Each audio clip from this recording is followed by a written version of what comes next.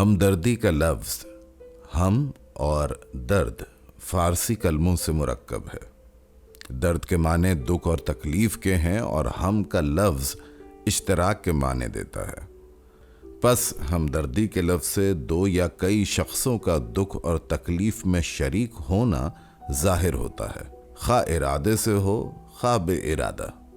مگر آج کل کے استعمال میں ہمدردی سے وہ شرکت مراد لی جاتی ہے جو ارادے سے کی جائے۔ مثلاً ایک شخص بیمار ہے اور دوسرا رحم یا محبت سے اس کی دوا دارو کرتا ہے تو دوسرے کو پہلے کا ہمدرد کہیں گے۔ اگر یہ بات سچ ہے تو یہ ضرور ماننا پڑے گا کہ تمام انسان ایک دوسرے کی ہمدردی کے ذمہ دار ہیں اور ہر شخص مصیبت کی حالت میں اپنے ہم جنسوں سے مدد لینے کا استحقاق رکھتا ہے۔ کون ہے جو اس بات سے انکار کرے گا کہ بھائی کو بھائی سے ایک تعلق ہے جو ایک دوسرے کی ہمدردی پر مجبور کرتا ہے؟ پھر کیا وجہ ہے کہ ان بھائیوں کی اولاد میں اس ہمدردی کا کوئی حصہ باقی نہ رہے؟ بے شک جب تک کہ باپ کے خون کا قطرہ اولاد کی رگ و پے میں باقی ہے، ہمدردی کا رشتہ کبھی منقطع نہیں ہو سکتا۔ ہمدردی حیوانات میں بھی پائی جاتی ہے۔ بچوں کو ایک مدت تک پرورش کرنا، ان کے لیے غذا بہم پہنچانا، تابہ مقدور ان کو دشمن کے حملے سے بچانا سب جانوروں کی عام خصلت ہے۔ اس کے سوا عام ہمدردی بھی ان میں دیکھی گئی ہے۔ جنگلی بطخوں کا غول جب کسی کھیت میں اترتا ہے اور وہاں کسی طرح کا کھٹکا نہیں پاتا تو سب کے سب ایک صف باندھ کر دانا چکتے ہیں، مگر ان میں سے ایک ایک بطخ نوبت بنوبت اپنے ہم جنسوں کی چوکسی کرتی ہے اور جب تک پہرا دیتی رہتی ہے ایک دانہ نہیں کھاتی۔ چونٹا جب کہیں اناج کا ذخیرہ پاتا ہے تو کبھی تن پروری نہیں کرتا بلکہ اسی وقت اپنے ہم جنسوں کو خبر کر دیتا ہے اور تھوڑی سی دیر میں لاکھوں چیونٹیوں کو وہاں جمع کر دیتا ہے۔ اس طرح اور مثالیں بھی پائی جاتی ہیں۔ اس سے دو باتیں ثابت ہوتی ہیں۔ ایک یہ کہ ہمدردی انسان کی طبیعت میں بھی ضرور رکھی گئی ہے، کیونکہ جو خوبیاں قدرت نے اور حیوانات کو عنایت کی ہیں انسان ان کا زیادہ تر مستحق ہے۔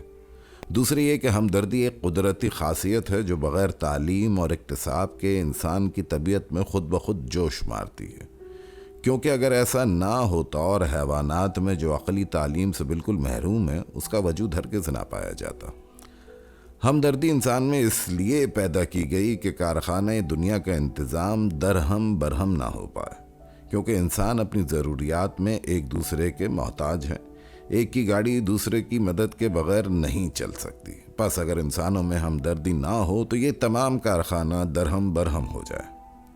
ہمارے ہم وطن بھی ہمدردی کی اصل سے بے خبر نہیں ہیں۔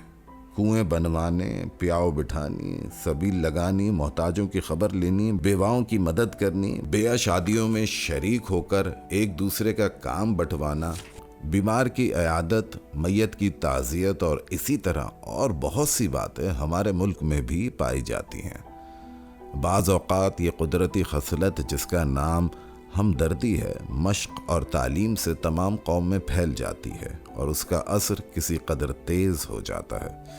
میونسپل کمیٹیاں جو سرکار نے جا بجا شہروں اور قصبوں میں قائم کی ہیں اگر پورا اپنا فرض ادا کریں اور جس غرض کے لیے مقرر ہوئی ہیں اسی کو مد نظر رکھیں تو یہ بھی ہمدردی کے اچھے نمونے ہیں۔ زمانہ بھی طرح طرح سے ہم کو ہمدردی کی طرف مائل کر رہا ہے۔ مذہب بھی ہم کو بہت زور سے ہمدردی کی طرف کھینچتا ہے۔ ہندو مسلمان اگر اپنی مذہبی کتابیں دیکھیں گے تو ان کو ہمدردی کی ترغیب سے مالا مال پائیں گے۔ قوم ایک درخت کی مثال رکھتی ہے جس کی ٹہنیاں اس کے مختلف خاندان ہیں اور اس کے پتے ہر ایک خاندان کے مرد و عورت۔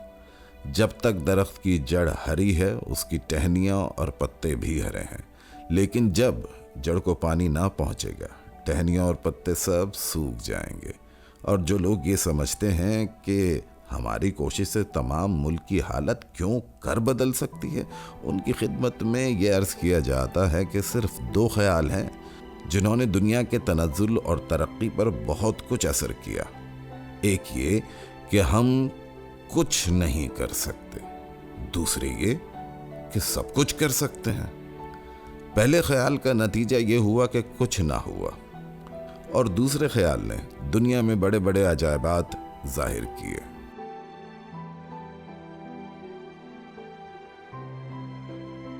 ماخوذ از کلیات نصر حالی جلد 2۔